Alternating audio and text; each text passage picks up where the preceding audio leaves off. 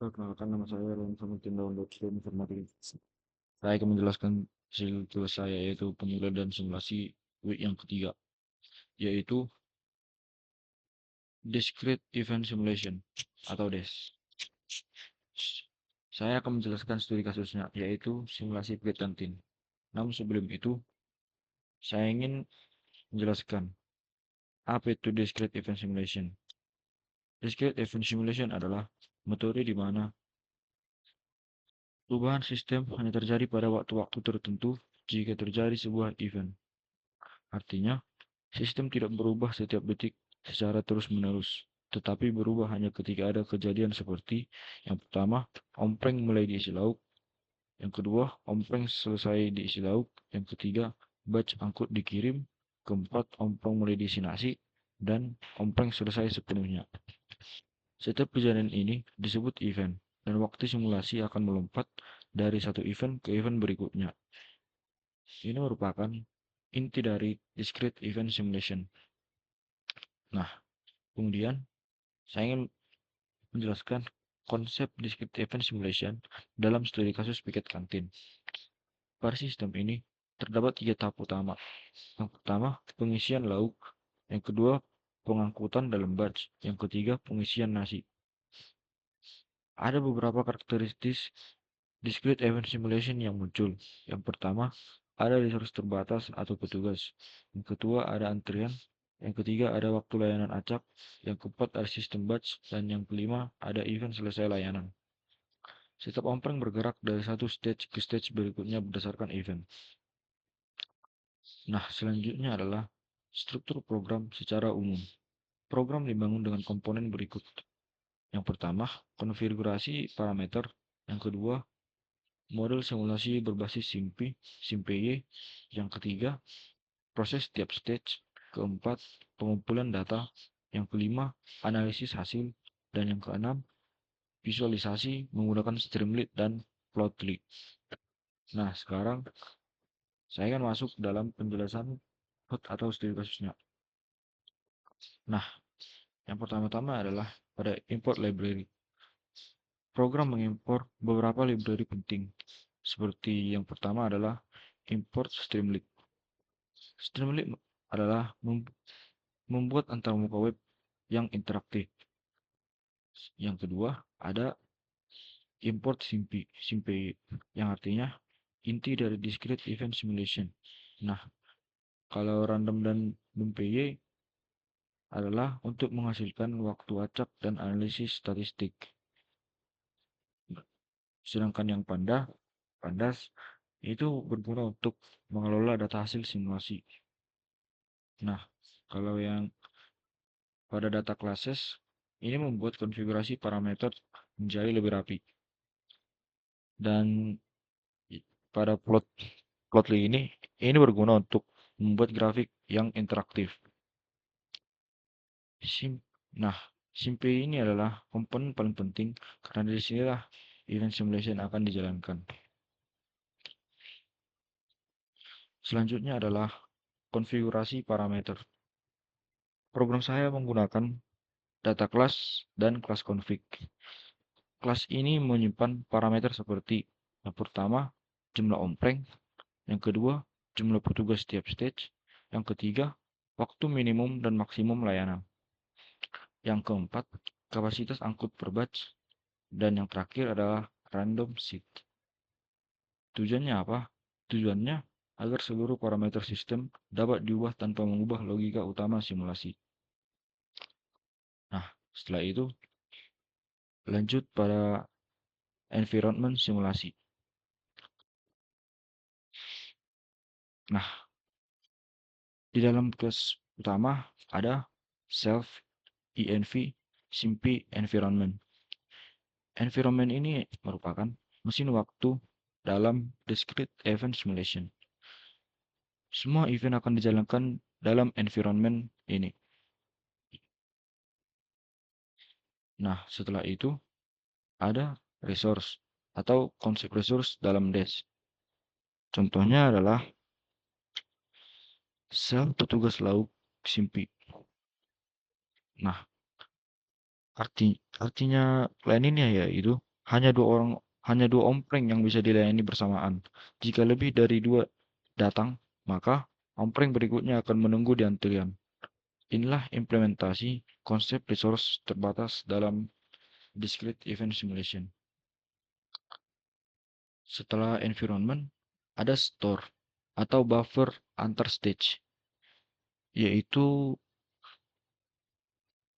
self buffer lauk selesai dan angkut selesai.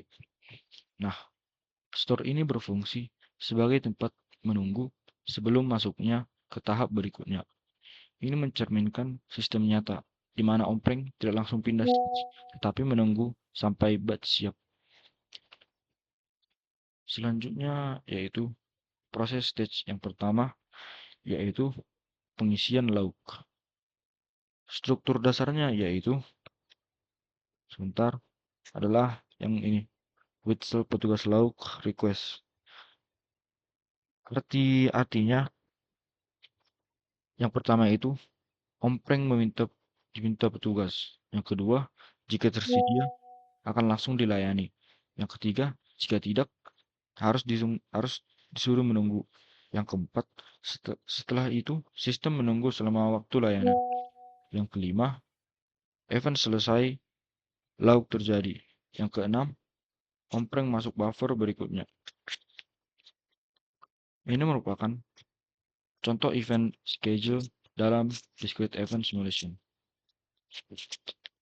Setelah itu, ada proses stage 2 atau pengangkutan batch. Bagian ini merupakan bagian yang paling menarik karena menggunakan sistem batch. Logikanya yaitu, yang pertama, ambil ompreng dari buffer lauk. Yang kedua, kumpulkan hingga kapasitasnya sampai mencapai maksimum. Yang ketiga, jika sudah cukup, maka akan dikirim sekaligus. Dan saat batch dikirim, akan menghasilkan yaitu yield self environment timeout. Nah, artinya seluruh batch selesai bersamaan. Kemudian, waktu akan dibagi rata ke tiap ompreng untuk pencatatan statistik. Ini menunjukkan bahwa dalam discrete event simulation, satu event bisa mempengaruhi banyak entity sekaligus. Nah, kemudian ada proses stage ketiga, yaitu pengisian nasi. Sebenarnya ini mirip dengan stage yang pertama, yaitu yang pertama request petugas nasi, yang kedua generate waktu acak, yang ketiga timeout, yang keempat catat waktu selesai. Pada tahap ini, sebentar. Nah, pada line waktu selesai self env environment now.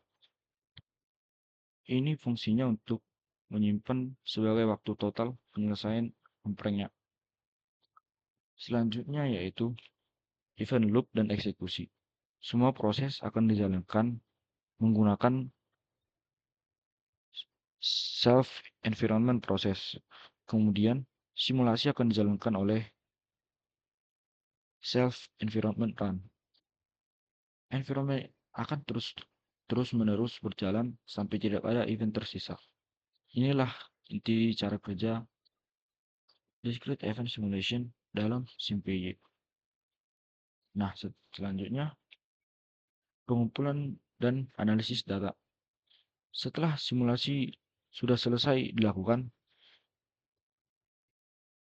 akan selanjutnya yaitu ada DF PD data frame.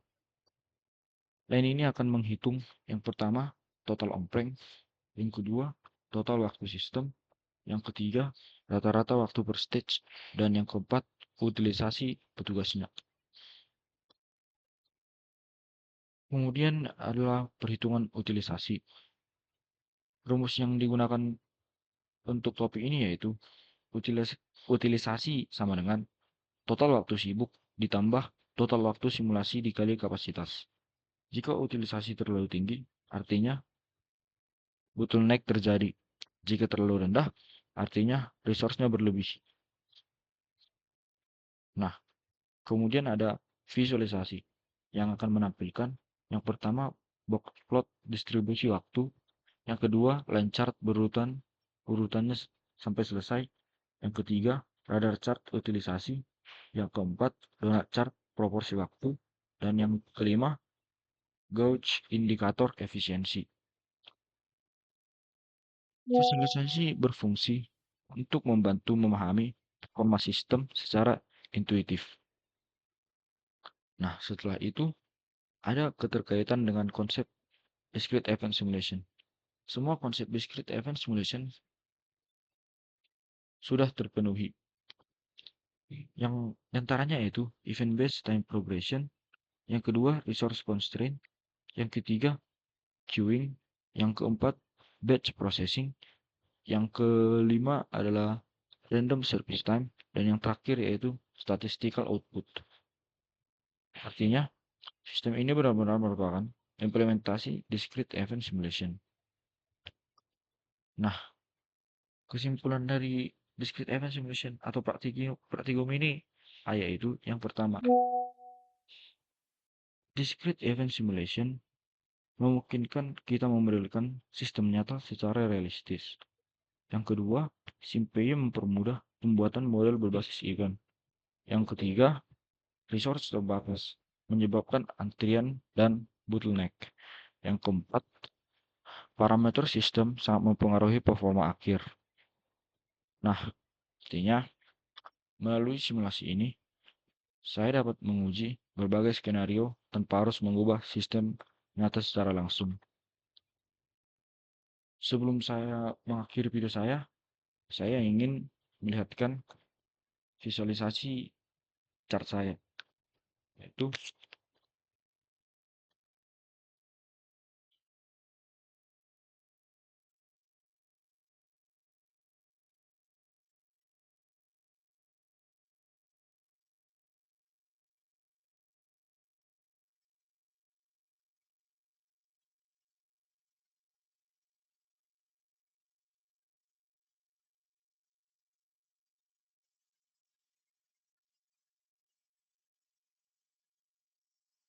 berikut adalah hasil dari studi saya.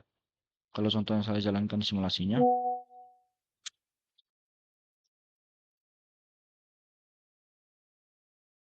nah ini merupakan visualisasi dari code saya.